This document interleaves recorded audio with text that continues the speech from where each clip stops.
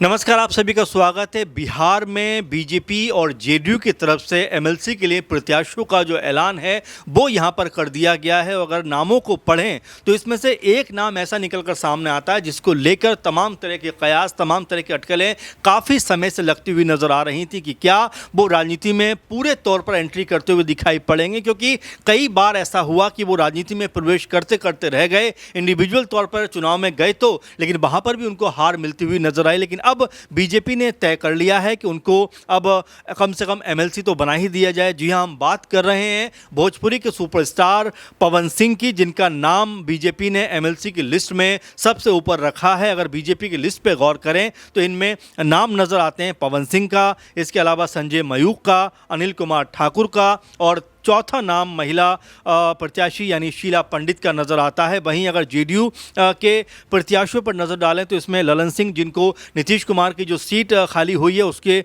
उपचुनाव के लिए प्रत्याशी बना दिया गया है। इसके अलावा निशांत कुमार, जो इस समय स्वास्थ्य मंत्री हैं, उनको इस सीट के ऊपर उतारा जाएगा, एक सीट के ऊपर। वहीं भारती मेहता और शिवरानी देवी प्रजापति को, यानी दो महिला चेहरे चार में से भी जेडीयू ने अपने प्रत्याशी बनाए हैं। लेकिन सबसे महत्वपूर्ण जो बात लग रही निकल मिला जुला कर वो पवन सिंह को लेकर लग रही, क्योंकि पवन सिंह को लेकर अटकलबाजियां तो बहुत समय से थी। एक समय तो ऐसा भी लग रहा था कि वो राज्यसभा जा सकते हैं। अमित शाह, जो बीजेपी के चाणक्य कहे जाते हैं, गृह मंत्री हैं, उनसे उनकी मुलाकात होती हुई दिखाई पड़ी थी। कुछ समय पहले एकदम डीएक्टिव हो गए थे, बीजेपी से अलग हो गए थे। आपने देखा कि जब 2024 का चुनाव लड़ा जा रहा था तो बीजेपी ने उनको जो है वेस्ट बंगाल से चुनाव में उतारने का फैसला किया था, लेकिन उन्होंने कहा कि मैं वहाँ से चुनाव नहीं लड़ूंगा। उसके बाद आप देखेंगे कि काराकाट की सीट पर पवन सिंह अकेले अपने दम पर निर्दलीय रूप से चुनाव लड़ते हुए नजर आए। हालांकि चुनाव में उनको यहाँ पर हार का सामना करना पड़ा, लेकिन अच्छे खासे वोट यहां उनको मिले थे। अब यहां बड़ा सवाल ये बन जाता है कि क्या जिस तरह से विधानसभा चुनावों में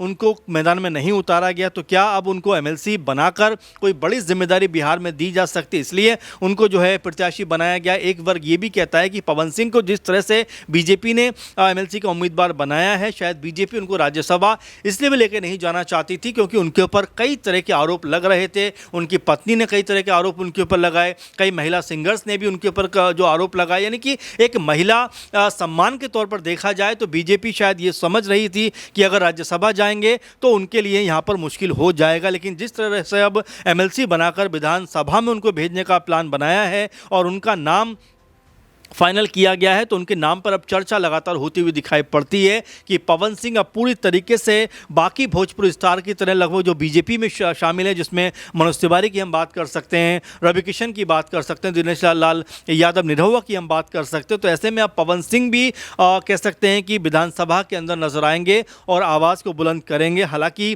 क्या वाकई में वो सिर्फ एमएलसी बन के रह जाएंगे या कोई मंत्री पद भी उनके हिस्से में आएगा, आने वाले समय में ये भी देखने वाली बात होने वाली है। और साथ में अगर हम जेडीयू की तरफ निगाह डालें तो इसमें निशांत कुमार का नाम निकलकर सामने आता है, जो अभी स्वास्थ्य मंत्री हैं। और जैसा कि लगातार उनको लेकर भी चर्चा चल रही है कि मुजफ्फरपुर में जो अस्पताल के अंदर अग्निकांड हुआ वहां पर इनको पहुंचना चाहिए था, लेकिन ये दिल्ली चले आते हैं। और जो हम पार्टी है, यानी जीतन राम मांझी की जो पार्टी है, उनकी तरफ से मुकेश पाठक, जो उनके बड़े नेता हैं, इस बात को लेकर काफ़ी ज़्यादा गुस्सा करते हुए नजर आए थे, नाराज़गी जाहिर करते हुए नजर आए थे कि निशांत कुमार, जो इस समय स्वास्थ्य मंत्री हैं बिहार सरकार में और राज्य में, उनको तमाम चीज़ों को देखना चाहिए कि जहाँ भी कोई दिक्कत परेशानी है सबसे पहले उनको खड़ा होना चाहिए। लेकिन वो उस जगह पे ना पहुंचकर दिल्ली पहुंच जाते हैं और उसके बाद मुकेश पाठक जो हैं नाराज़गी जाहिर करते हुए कहते हैं कि निशांत को नैतिकता के आधार पर इस्तीफ़ा दे देना चाहिए। इस तरह की आवाज़ जो है वो हम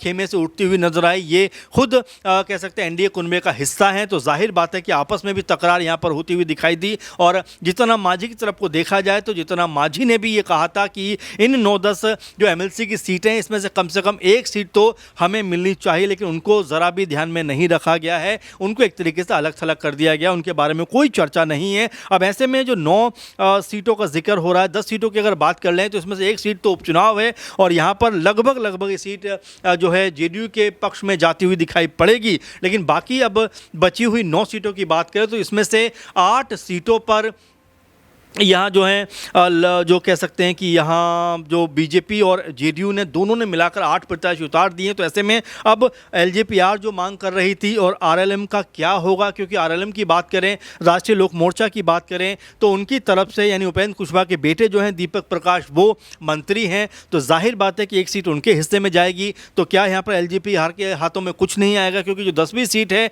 उसको लेकर ये कहा जा सकता है कि ये पूरी तरीके से आरजेडी के खेमे की तरफ जा सकती है, क्योंकि एक सीट को जीतने के लिए तकरीबन 25 विधायक चाहिए और कुल मिलाकर जो आरजेडी के पास में 25 विधायक हैं और साथ में कांग्रेस पार्टी और भी कह सकते हैं इक्का दुक्का लोग उनके साथ हैं। यानी महागठबंधन की बात करें तो लगभग 35 जो विधायक है वो दिखाई पड़ते हैं। तो एक सीट आराम से आरजेडी खेमे में चली जाएगी। अब यहाँ पर 9 सीटें बचती हैं, तो 9 सीटों में से 8 सीटों पर बीजेपी और कह सकते हैं जेडीयू ने ऐलान कर दिया। हालांकि इसमें से एक उप चुनाव की सीट भी है, तो यहाँ पर एक सीट बचती है, जिसको लेकर लगातार अब माथापच्ची का दौर भी जारी है कि आखिर ये सीट किसको मिलती हुई दिखाई पड़ेगी। चूंकि पवन सिंह का नाम निकलकर जब से सामने आया है इस लिस्ट में, तब से ये भी सवाल उठ रहे हैं कि क्या पवन सिंह ने वाकई में कोई जो है यहाँ पर उनको जो जिस तरह से उनको यहाँ पर जो उतारा गया है या उनको इस लिस्ट में शामिल किया गया है, तो क्या वाकई यहाँ पर दीपक प्रकाश के लिए मुश्किल खड़ी हो सकती है, क्योंकि काराकाट की ये वही सीट है जहाँ पर पवन सिंह के चुनाव में उतरने के बाद उपेंद्र कुशवाहा की हार होती हुई दिखाई पड़ी थी। और यही वजह है कि क्या एक बार फिर पवन सिंह की वजह से दीपक प्रकाश की जो है कुर्सी जाती हुई दिखाई पड़ी, क्योंकि दीपक प्रकाश फिलहाल अभी मंत्री हैं और जाहिर बात है कि 6 महीने के अंदर उन्हें दोनों सदनों में से किसी एक सदन का सदस्य होना अनिवार्य है। अभी तक उनका नाम कोई भी चर्चाओं में नहीं है, क्योंकि एक सीट बची है, उस पर एलजेपीआर का भी दावा लगातार मजबूत होता हुआ दिखाई पड़ता है, क्योंकि उनके पास में 19 विधायक है। तो जाहिर बात है कि वो ये चाहते हैं कम से कम एक जो एमएलसी है वो उनको मिलना चाहिए। और साथ में अब आरएलएम की बात करें यानी राष्ट्रीय लोक मोर्चा की बात करें, तो उनकी कोशिश है कि उनके जब कुनबे से एक मंत्री हैं और अभी तक किसी चुनाव में वो कह सकते हैं शरीक नहीं हुए, ना तो वो एमएलए हैं और ना ही अभी तक एमएलसी हैं, तो बिल्कुल उनको भी ये सीट मिलनी चाहिए, नहीं तो उनका मंत्री पद जाता हुआ दिखाई पड़ेगा। तो यहाँ आपस में अब तनाव की स्थिति बनती हुई दिखाई पड़ सकती है कि सीट एक और मांगने वाले 2 या 3 भी हो सकते हैं, क्योंकि हम पार्टी की तरफ से भी पहले इस बात को लेकर लगातार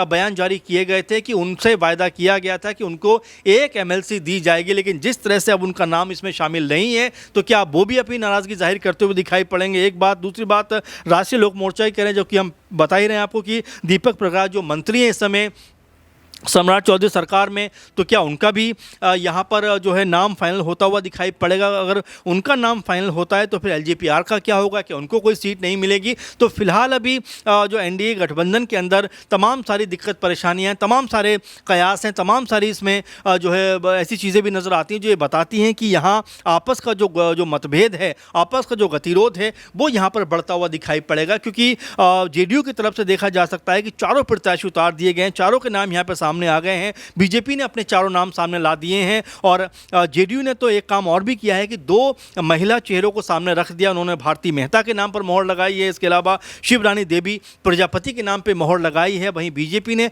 एक महिला चेहरे को सामने उतारा है, शीला पंडित के इनका नाम है, इनको एमएलसी बनाने के लिए इनका नाम लिस्ट में रखा है। तो कुल मिलाजुला कर देखा जा सकता है कि जो स्थिति है वो कहीं ना कहीं इस तरह की बन रही है कि नाम तो सामने आ गए हैं, लेकिन यहाँ पर पवन सिंह का नाम आने के बाद कहीं ना कहीं बिहार के अंदर हलचल मचती हुई दिखाई पड़ रही है कि आखिर पवन सिंह का नाम अगर फाइनल हुआ है तो क्या दीपक प्रकाश का नाम भी निकलकर सामने आएगा। क्या दीपक प्रकाश जो कि मंत्री हैं, क्या उनको भी ये सीट मिलती हुई दिखाई पड़ेगी। अगर उनको ये सीट मिल जाती है तो आखिर एक और सीट जो है यानी कि जो एक सीट बची हुई है जिस पे हम आरएलएम की बात कर रहे हैं कि उनको उतारा जा सकता है दीपक को, तो फिर एलजेपीआर का क्या होगा। तो फिलहाल मुश्किलें अभी गठबंधन के अंदर बनती हुई दिखाई पड़ती हैं। तो क्या ये मुश्किलें सुलझ जाएंगी या फिर इन नामों में कोई फेरबदल होता हुआ दिखाई पड़ेगा। तो फिलहाल तो अभी ये नाम निकलकर सामने आए हैं, अभी इसमें देखते हैं एलजेपीआर का रुख क्या रहता है, वहीं आरएलएम का रुख क्या रहता है, दोनों पार्टियां इसको लेकर क्या कहती हैं और सबसे अहम कि हम पार्टी इसके ऊपर क्या विचार रखती हुई दिखाई पड़ती है। क्योंकि